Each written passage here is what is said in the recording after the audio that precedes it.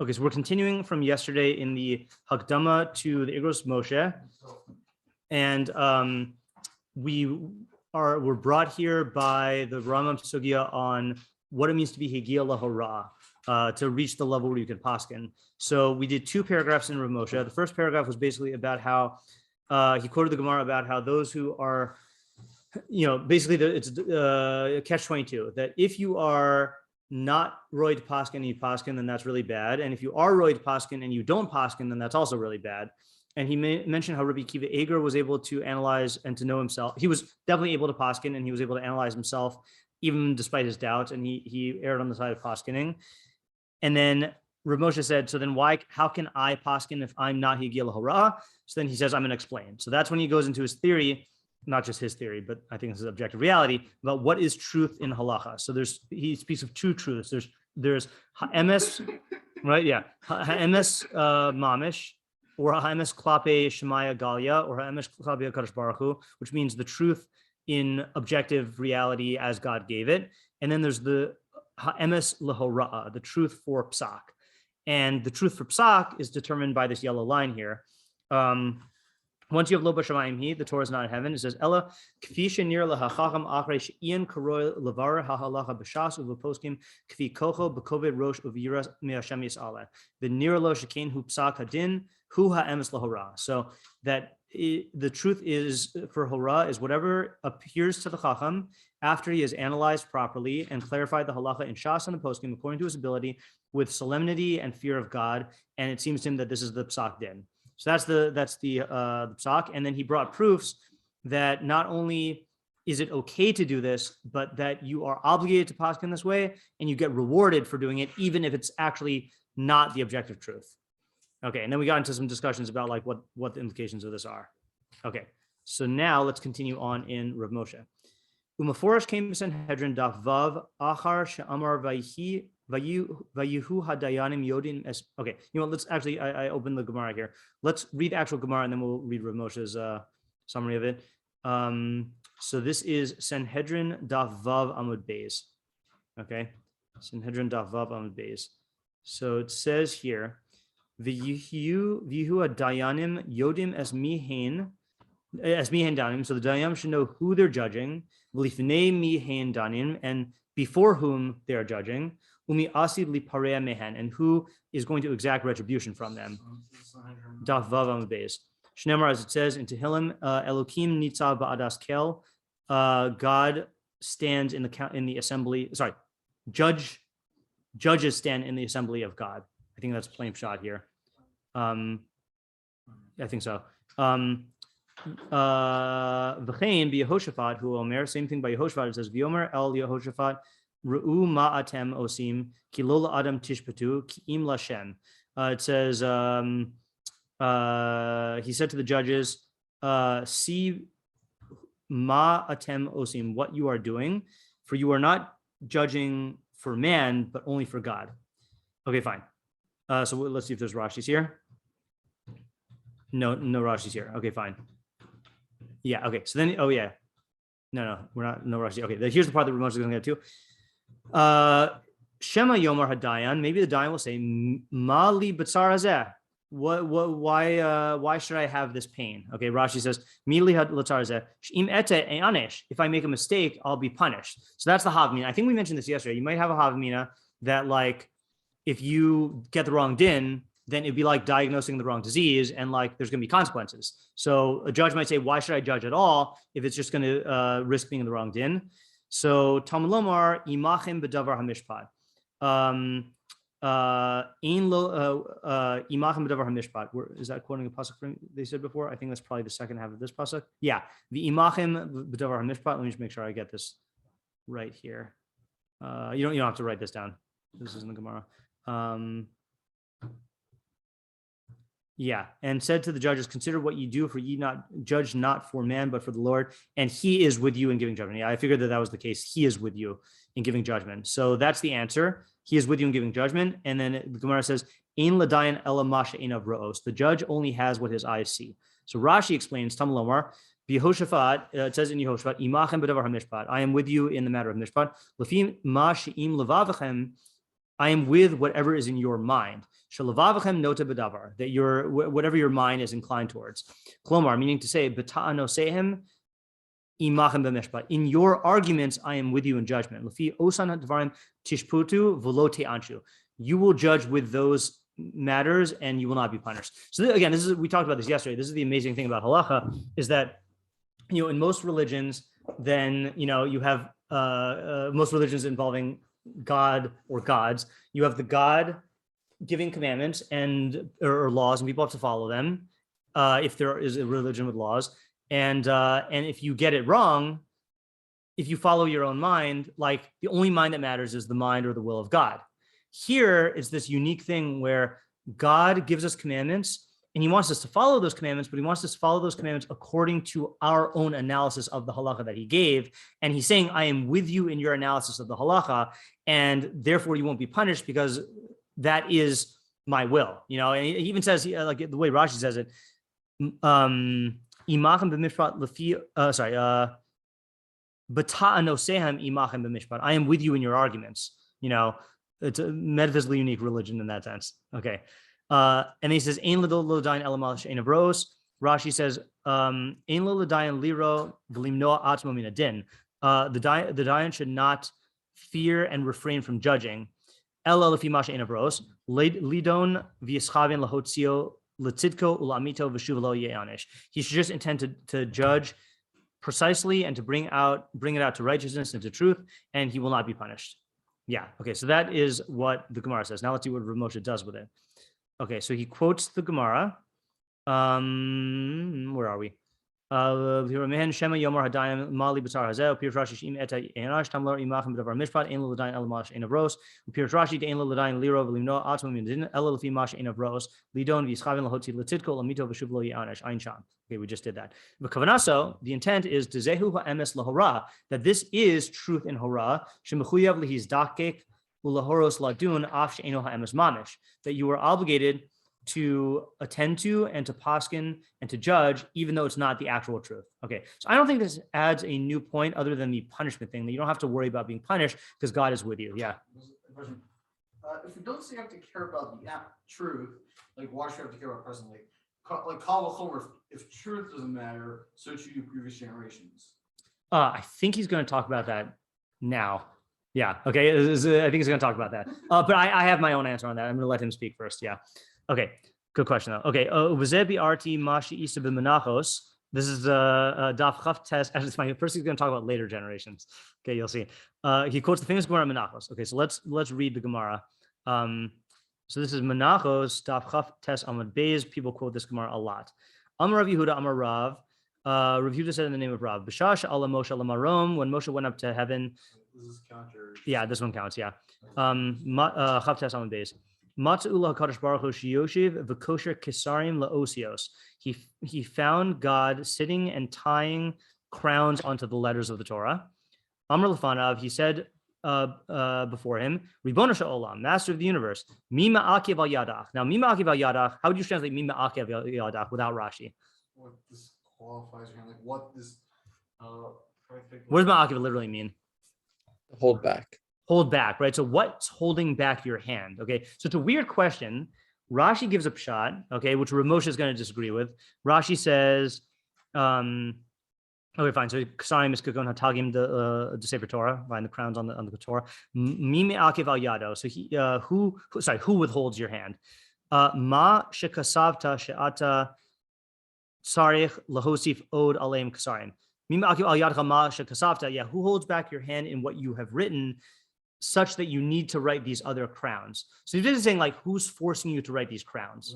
Why not write more words? That's an interesting way to take it. Hold on. Okay, that makes sense according to Rashi, meaning holding back.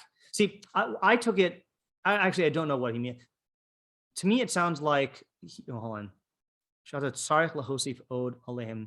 I mean, I see where you're getting from, because this is holding back, right? That who's preventing you from writing more words instead of like squeezing it all into these crowns, right? Yeah, I see that. All right,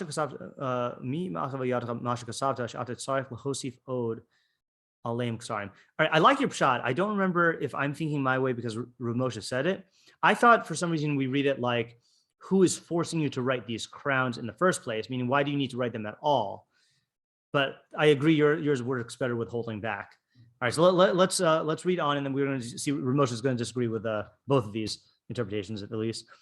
All right, Amar Lafanav. I read that. Amar Lo. So Rabbi Hashem said to Moshe, Adam echad yesh b'sof kamadoros. There's going to be a man who arises at the many generations later.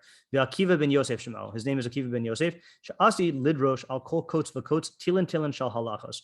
That he's going to expound off each and every crown, thousands and thousands or reams and reams of halachos. Except that doesn't work so well. I was saying earlier. Well, it might still work with what you're saying, because he's saying that it sounds like he's saying, I want Rabbi Akiva to darshan, so if he wrote it out, then Rabbi Akiva wouldn't be able to darshan, right? Yeah. There would be less intellectualism in the darshan. What do you mean? Oh, meaning because more will be explicit there? It would be more explicit, so it would be less. Right, creativity. Yeah, right. Okay, so let's see what Rav Moshe does with this. Okay, so he quotes. Yeah. So he says, and this is good. I want to set this up. I was hoping Oren would be here, but Oren asked a question yesterday about if the way we paskin is not in line with God's truth, with the absolute truth, is that bad? So I gave my answer yesterday, which was that it's good halachically.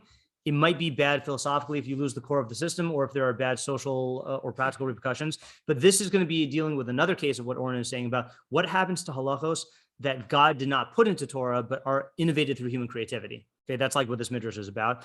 So, but first, Rav Moshe quotes the entire thing. So just keep Oren's question in mind when we read this. So Rav Moshe quotes the whole thing, and he says, "Shalachora, seemingly lo muvan lashon kasarim she'amar." So his first question is a weird one. He's saying, why does it what's with the expression crowns? Now, I don't even have that question, because they look like crowns, right? In the Sefer Torah, right? I mean, they also look like fungi, but like mushrooms. Yeah. What about for what about for at least the day of the Hakdamah that the Torah was originally Katav Ivri? That's a good question. Like, when did the crowns come up? Yeah, I don't know. There are some people who said that, although the bodily quotes of Midrash against some of the Yerushalmi has a tears to that kasha. Okay, yeah, I don't know. Yeah, and it could be that this is just a Midrash, so I don't. Yeah, right. Could be yeah. Okay. Anyway, v'od kasha she'elas Moshe mi me'akev. Okay, so the second question, which is a good question in my opinion, is the question that Moshe asked: who withholds? Ma kavanaso zeh. What's his intent in this? Damasha Pirush Rashi, Lama Ata Tzarech Lahosif Alehem. Rashi's version of the question, which is, why do you need to add on them? Ein Shayach L'Lashon Ma'akev. That does not jive with the lashon of Ma'akev, of holding back. Da'af im hayashayach kivyachol lios Ma'akev yiksha lama lo zeh. Because even if it were as it were proper to hold him back, lama lo zeh. Why would he have to do this? Hold on a second. In shayach lashon ma'akev, da'af im hayashayach shayach kaviyachol lios ma'akev yikshe lama lo zeh. I don't know if he's just asking, like, the more direct way to ask the question is, what are you doing this for? Oh, no, he's saying like this. He's saying, first of all, it's an inappropriate lashon to ask the question from: who's holding you back? Obviously, no one can hold God back. But he's saying, even if someone could hold God back, the real question would be, why are you doing this? Meaning this added thing, not who's holding you back, meaning refraining from doing more. Okay. So v'im kavanaso lahakshos lama lo kasav beferush. So that's like what Yosef was saying. If his intent is, why don't you write it explicitly? Lo muvan tirutzo bezeh. So then the answer doesn't make sense. Should Rabbi Akiva yidrosh tilin shel halachos? That Rabbi Akiva is going to expound many tilim of halachos.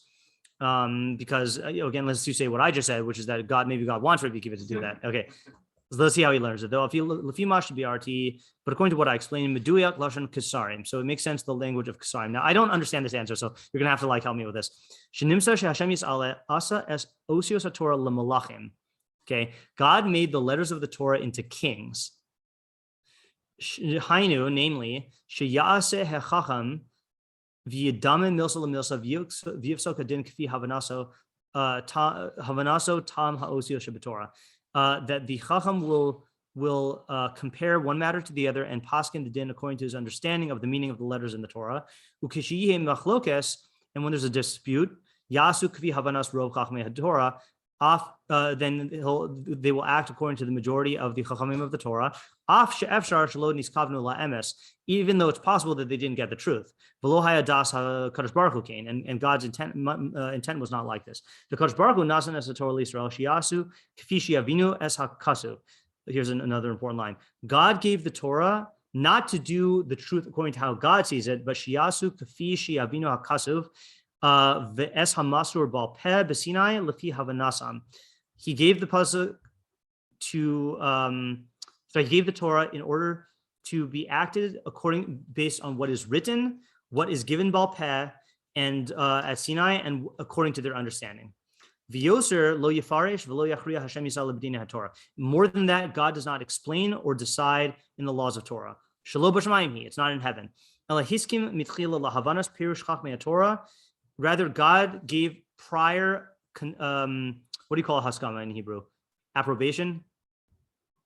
Is that the word I'm looking for? Approbation, right? Endorsement, thank you. He gave a prior endorsement from the beginning to the understanding and explanation of the Chachmei Torah. So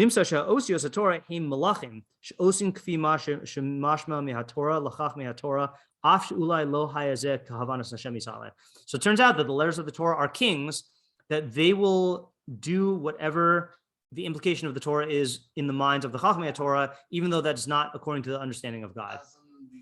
The letters have, as in the words of the Torah, their own independent authority. Exactly. Yeah. There's, again, I don't quite agree with Moshe's question, but given his question, like, why are they called crowns? He's trying to give a meaning that is in line with the idea of the Midrash. He's saying basically that God crowned the letters of the Torah. He vested a certain amount of authority in the independent words of Torah, such that the Chachamim can, based on that authority, have psak that doesn't come from God's authority. Yeah. So then he's holding you back, holding you back from giving authority. Exactly. Yeah. So given Rav Moshe's questions, it's good answers, right? But I just don't know if I buy that first question. Yeah, but yeah, God is ceding authority, so to speak. Although he is still the Melech HaMalachim, right? That he's the one who gave them the crowns, but whatever. Yeah. That's a part of it. Like, what if the Torah Shel Emes says you follow the Torah Shel Emes? Well, we were not following the Torah Shel Emes, right? We're following the Torah of our understanding. Right? Yeah. According to the Torah, we understand, follow the Torah, we understand.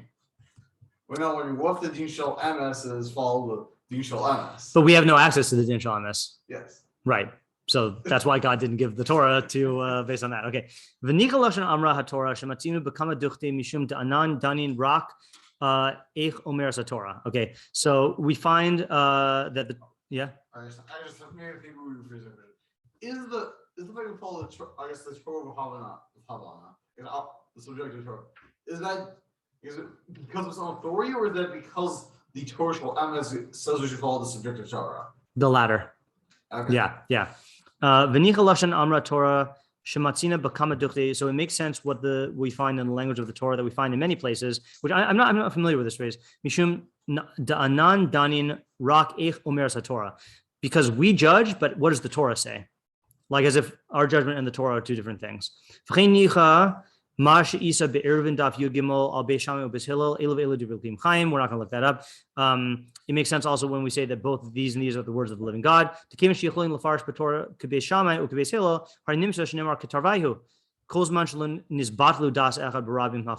Okay, so turns out that we can follow both of them can be true as long as one of them is not negated by the abundance of the those who disagree, right? So in other words, he's being very careful in all of this not to throw out Acharei Rabim Lahatos, right? Meaning that the Torah, when we do have a functioning Sanhedrin, we do go according to the majority, and you can't follow the minority opinion. But absent of a Sanhedrin, we don't say, let's say, for example, nowadays you have to follow the majority of Chachamim. You go based on what the Chacham sees. Each Chacham goes based on what he sees. V'zehu pirush mim akev. That's what he means by who's holding you back. Shem Moshe Shal, Lama Ose Kadosh Baruch Hu Osios L'Malachim, Shiasu Kfi Mashmas HaChachamim, B'Lashon HaKasu B'Hamasor. So Moshe was asking, why, God, did you make the Torah, the letters of the Torah, into kings, such that they should be acted on in accordance with the the implications that the Chachamim have based on what's written and what's passed down. Dimima akiv shetichtov ba'ofen shelo yihye efshar lefarash rak derech echad kekavanasacha hamitis.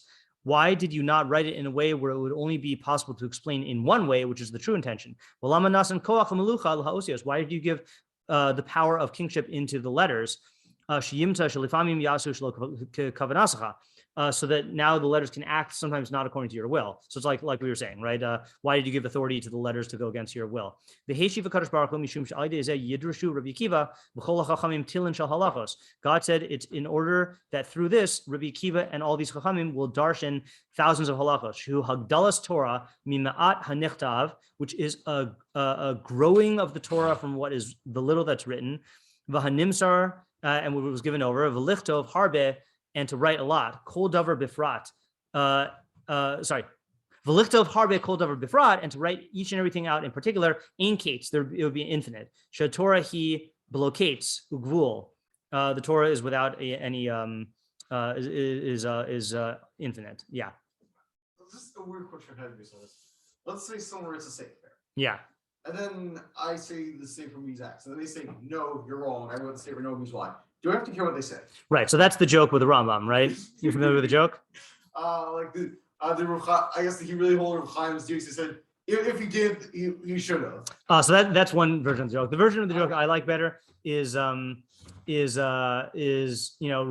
the Qidush Rambam, and it's world renowned and everyone loves it, right? So Rav Chaim dies and goes up to Shemayim or comes back to Chiyas Mason, whatever. Let's keep it Rambam wise. He comes back to Chiyas Mason, talks to the Rambam, and he goes to the Rambam shir, and the Rambam's giving shir on a stira in the Rambam, and the Rambam gives an answer, and like it's not like Rav Chaim's, and Rav Chaim like turns to the guy next to him, points to the Rambam, and goes, this guy doesn't know how to learn a Rambam, right? So like that's the question, right? Is what is the status of that in halacha? So what's interesting is we're definitely saying that when it comes to the Torah itself, then that's the case, right? If we find out that this is actually God's opinion, we don't care about it. We care about like what makes sense to the mind of the chacham. Well, if it's Moshe's opinion. Right. So like that was what I was saying yesterday, that if Moshe's weighing in as a chacham, I said this after shir, by the way, just to clarify, when I said Moshe is different, I meant when Moshe is speaking as the giver of Torah, so then that is the substance of Torah. But if Moshe is speaking as a chacham, then you can disagree with him. Okay, and the proof is Aaron disagreeing with Moshe's decision about not eating the chatas, and Moshe said, you're right. And what I mean is if Moshe, so here's the analogy, okay? In science, you are free as a scientist to disagree with another scientist's interpretation of the empirical data, but you are not free to deny the existence of the empirical data. So when Moshe is speaking as the giver of, as a chacham, he's speaking as someone who's interpreting the empirical data of Torah, but when he's giving Torah, that is the empirical data of Torah. With what? So like for defining Torah as what Moshe gave him, that the Torah is not the truth, Torah is what Moshe gave. Correct. Right. I mean, when we say Hakasu v'Hamasor, that came through Moshe. So whatever form that came in, that's what we were given. And then once it's given to Moshe and to us, it's Lo B'Shamayim Hi, So regarding your other question about like, let's say we find out that the Rambam's, let's say like in the joke, let's say like Rav Chaim has a svara on the Rambam and the Rambam says, that's not what I meant, right? So presumably, like what would that change and what wouldn't it change? So I think we would view the Rambam's interpretation as the correct interpretation of the Rambam. You just have to be like idiotic to think that the Rambam didn't mean what he meant. Okay. However, Reb Chaim's svara would then be another shita, which he's entitled to. He's entitled to have another shita, and that's why I don't like there's I've heard arguments like this, and this is going to seem like a tangent, but I'm going to bring it back. So I forgot the exact facts. The base of the Bechira of the Meiri was not found, like he was a Rishon, but it was like not publicized until like later, and only in, I think, not everyone had access to it, so it didn't get the same, like, it didn't become part of the Masorah in the same way as like the other late Rishonim and early Achronim who existed at that time. Okay, so there are apparently poskim who hold that we don't take into account the Meiri because he wasn't part of the Masorah. Now, I don't understand that because he's a Shita like anyone else. So if you're going to take into account an Acharon, why would you not take into account the Meiri? I can understand what that like there might be a certain reluctance that like, maybe if someone else had known about the Shita of the Meiri, then he would have paskin differently, and it might make you weigh something differently. But like, I never understood this idea of like, if something was not part of the Masorah, then we don't factor it in. Like, according to R Moshe, it certainly doesn't make sense. According to R Moshe, any Chacham has his own mind and his own svara, and like, it's just us, and like, from the Siyum Hashas, like, after the Siyum Hashas, anything goes in terms of like, as long as you're taking into account all the data that you have access to according to your ability, then that's how Psak works. Okay. Oh, but back to Oren's question about if something's deviating from God's intent, is that good or bad? So you see from here, God, according to this midrash at least, and I know we don't bring proofs from midrashim, and I know R Moshe knows that he's bringing a proof, but but apparently according to this midrash, God wants us to like be creative in halacha. Now when I say us, Rabbi Akiva has a different level of creativity than we do. We don't darshan the crowns of the Torah, but at least with Rabbi Akiva, then and his chaverim, then God wanted them to darshan. Yeah. Well, maybe you say that the ultimate point is for us to be creative in learning the Torah. So you can't live halacha again the way of Torah. But the ultimate point of halacha is to get to the Torah. So what do you mean you can't let halacha get in the way of Torah? I don't understand what that means. And then you cannot, I guess, let complete trying to get to DMS get in the way of the lamdas, because the entire point, I think, of the halacha is to create the lamdas. No, I would say, okay, I think this is a good question though. So let's differentiate between the cases we were talking about before this Gemara and this Gemara. Okay, so before we're talking about the Gemara, then you're trying to get to the MS, but the lumdus is a tool of thinking that you're using. So it's not like we care about lumdus per se. Okay, in other words, if a person sat down, went like this and cracked his knuckles and said, I'm going to make up new halachos, and then he used lumdus and brisker stuff to just make up new halachos, we would not say that that has anything to do with halacha. Like that's not what R Moshe said about fear of God and trying to figure out what the truth is with the COVID road in years from mine. It's not like anything goes lumdus like Mad Libs. Yeah. I think it's just you need the halacha to motivate you. As I said earlier, like you need the halacha to actually motivate you. The second person doesn't have the halacha, they're not going to have the motivation. I don't agree with that. I've heard people say stuff like that, but I don't agree with that. I've heard people accuse certain Ashkenazic chachamim of that's all they do, of just like making up new halachos based on like creativity for creativity's sake. I don't think that that's what God's intent is, but there are others who disagree. And I think when you're generating new halachos, I think it has to be, it's not just new halacha for the sake of halacha, it's to either figure out like applications to new cases or new halachic technology, for example, Eruv,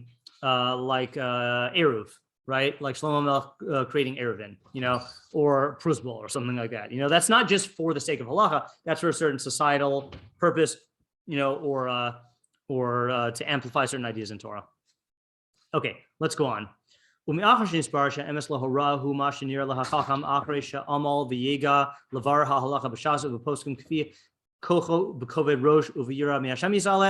this is a raya that this is a raya that my highlight is good because this is the same phrase. Yeah. It's all right. It's like this. So just also first thing never should find out was about where he says where if you make a chiddush, it retroactively becomes true. Right. I mean, according to halacha, to what Moshe is saying, that's the case, right? If it's a good chiddush. Yeah. Okay. So he says, once we've established that the truth in terms of psak is whatever appears to the chacham after he has toiled and worked to clarify the halacha in Shas and the Paskin according to his ability and solemn perspective and fear of God. Shekeni yesh lahoros l'maaseh, that this is what you're supposed to paskin for practicality. V'zeh mechayev lahoros, and this is mechayev lahoros, and this is what he's obligated to paskin. Gam hachachamim shebedor hazeh yesh lahachshivam higia lahorah u'mechuyavim lahoros. So this is his big chiddush. Okay, or this is the second big chiddush. I'm not going to highlight this now. So his big chiddush is once we've established that premise. So what must we say? That gam hachachamim shebedor hazeh yesh lahachshivam higiu lahorah u'mechuyavim lahoros. We must consider them to be at the level to paskin, and they're obligated to paskin. Mishum shehora asam nechshav din emes, because their psak is considered a true din.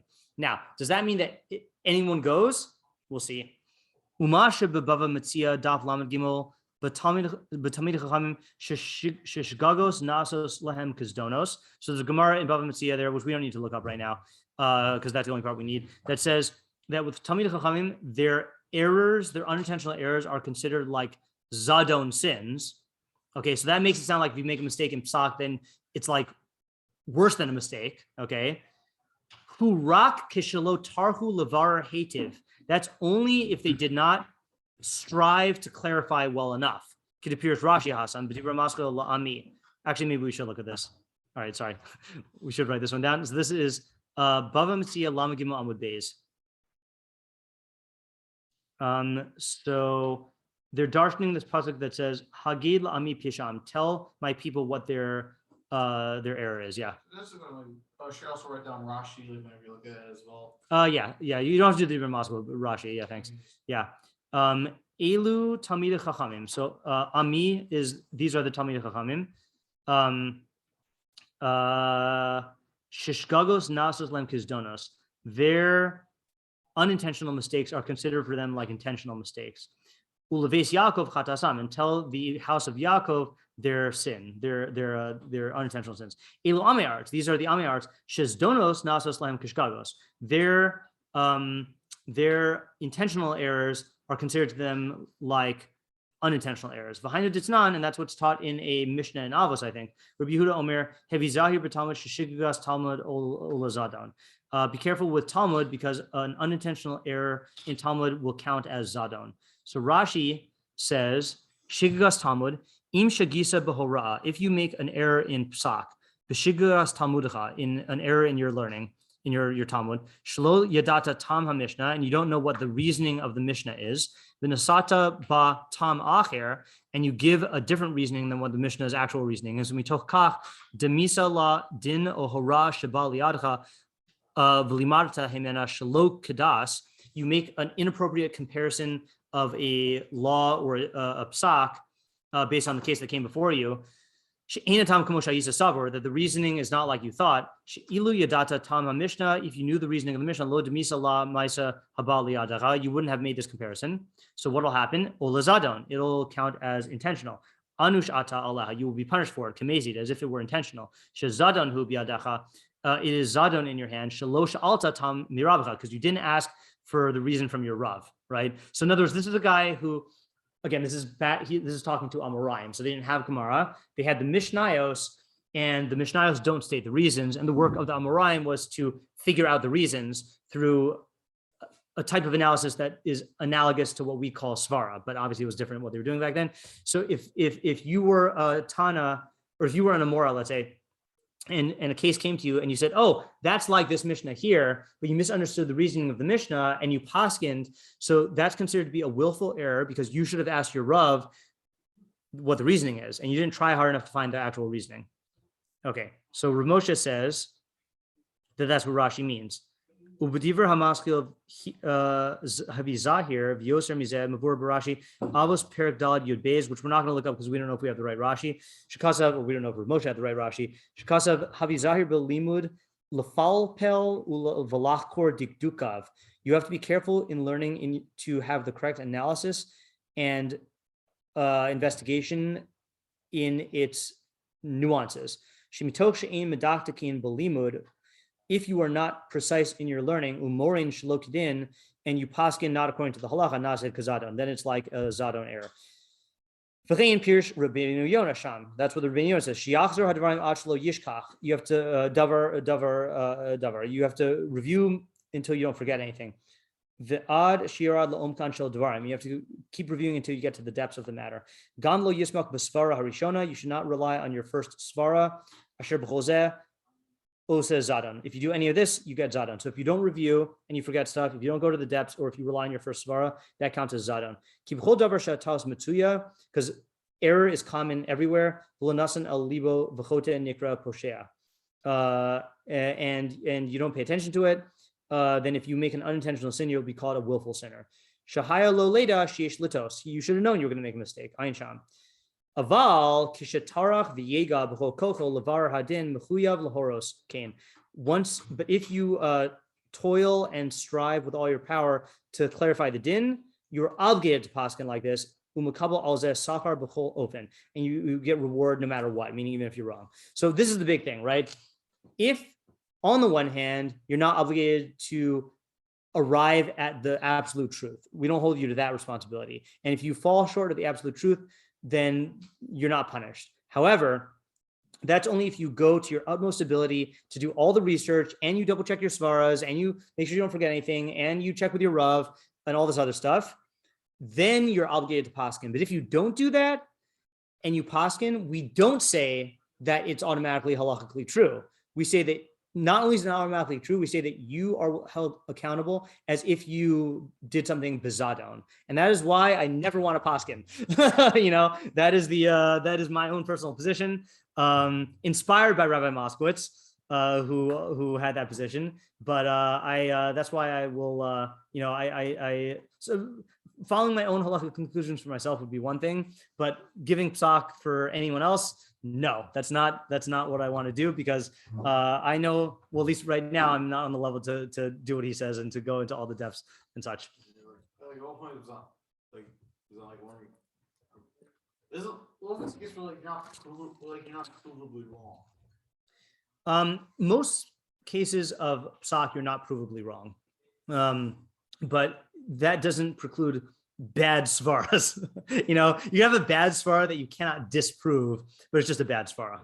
The force requires you to do 8 candles on the third night if you miss the train. Yeah. Okay, so let's finish this up. We have about 15 minutes, and he's going to get back to his original thing about, remember, why is he going into all this? To explain why he wrote Iggros Moshe, right? Okay, so first of all, he goes one more thing here. He says right here. This is what I've relied upon in paskening. V'gam lahashiv ma shenira lefi anis daiti, and also to answer based on what I have seen according to my poor intellect, my poor mind. After I have striven to clarify the halacha in my abundant toil to those who want to know my opinion. Okay, he says, so no, first of all, he's saying, that's why I feel justified in paskening, because even if I'm not on the level of Rabbi Akiva Eger or Rabbi Akiva ben Yosef, I have gone my utmost and done everything in my capacity to learn all the poskim and everything written in Baal Peh, and to delve into the Omek halacha with Kovid Rosh and Yerushalayim. And once I do that, I'm in the realm of anyone who is Higia Lahora'ah, and I'm mechuyav to give my psak. Okay.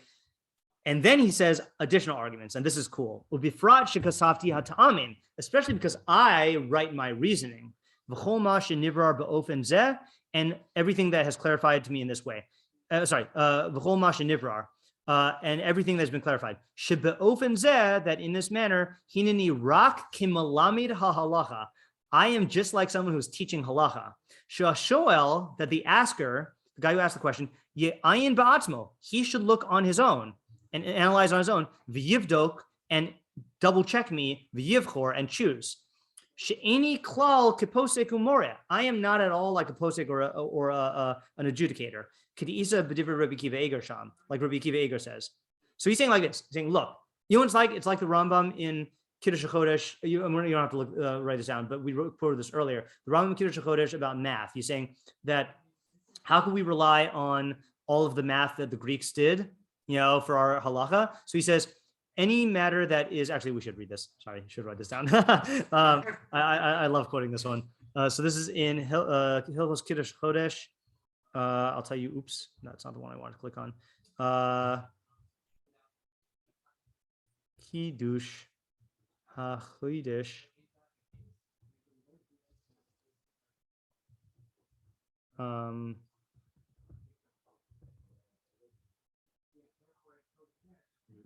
Is 1724, right? So he says, I know we read this earlier in the year, but I want to read it again. Batam kol hachashbonos. So this is after he goes through all the calculations for Kiddush Chodesh, the reasoning behind all these calculations.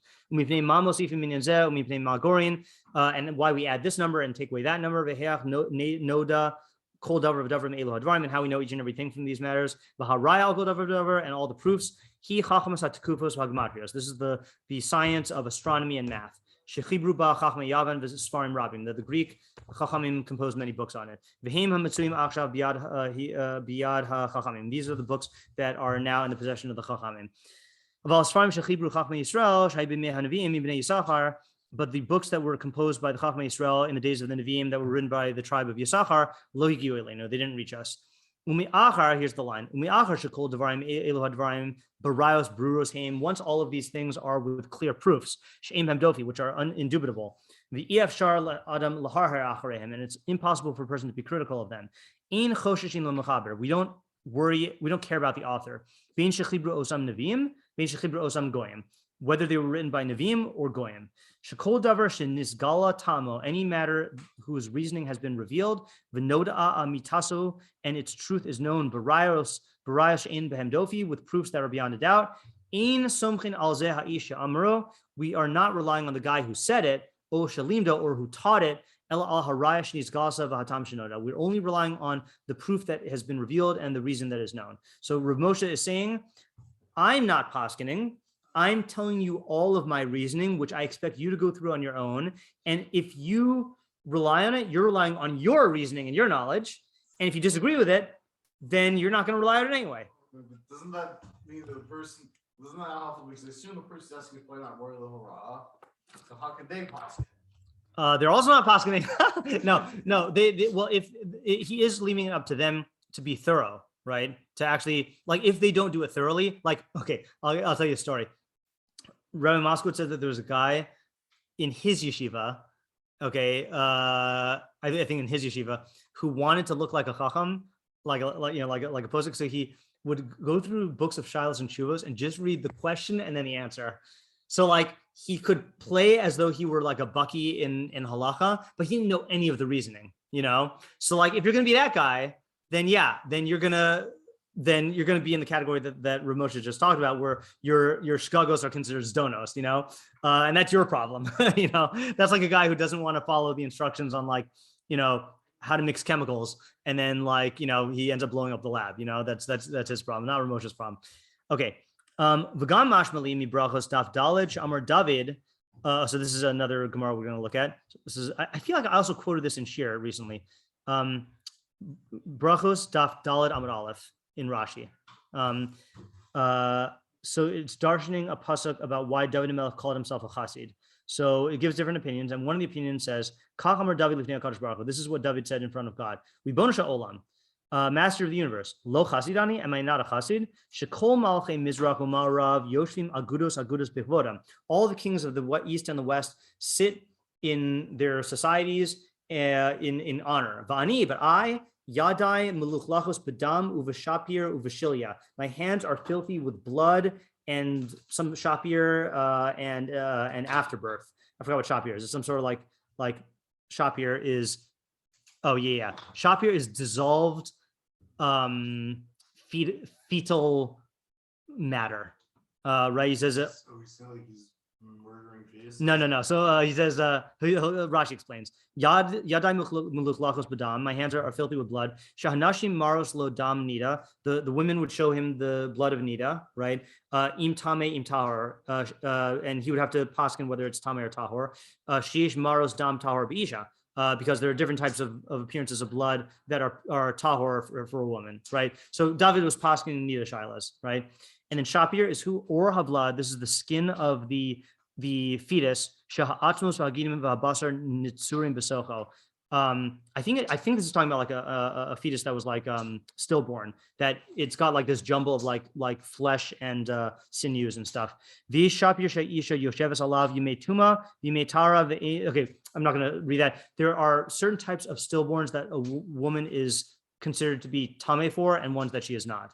Okay, Ovshilia, and then that's the afterbirth. Same thing. There's shilas about the afterbirth. So David Melch, the point is that he is like examining all of these like disgusting bodily things in order to be matahir a woman to her husband. And not only that,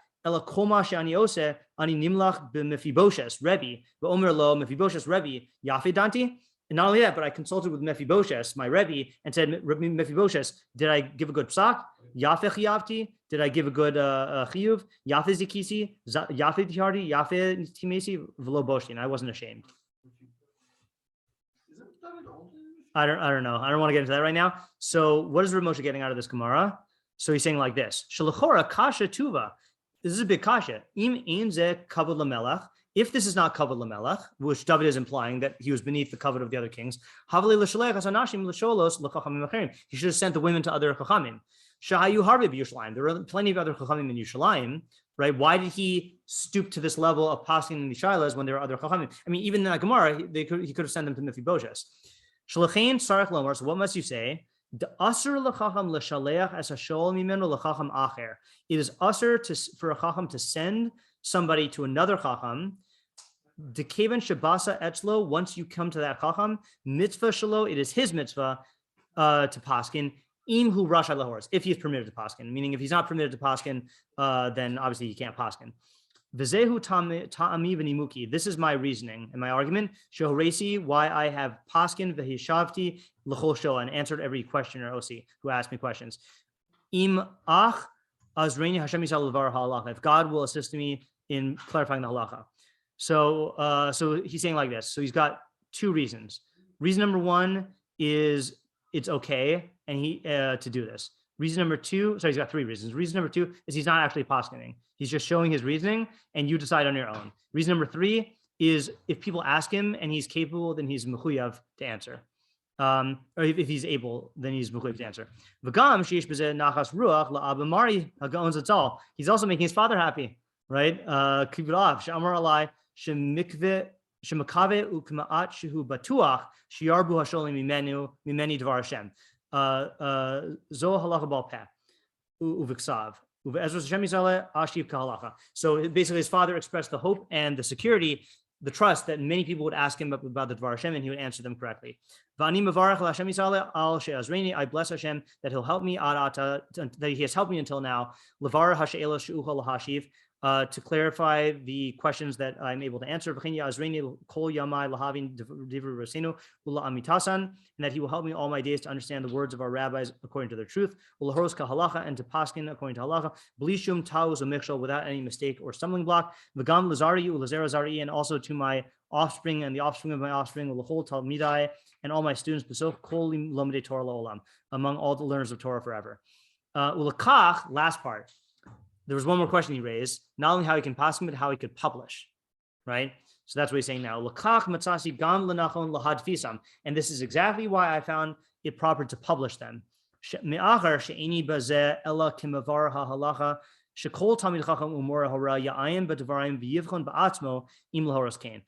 I'm nothing but someone who clarifies halacha that any Talmid Chacham and Posek should look into and analyze and investigate for themselves, check for themselves if they should paskin that way. V'kashir yireh she'ani lo samachti kasuma be'aruba. What does that mean? V'kashir yireh she'ani lo samachti kasuma be'aruba. What is an aruba? Can you pass me that, Jastro? I'm just going to be quicker to do it this way than to look it up online. I thought aruba is a torch. I'm thinking of Madura.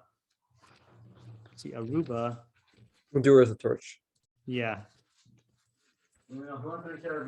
Yeah, that's what I was thinking also. I was trying to come up with a joke as I was looking through this. Okay,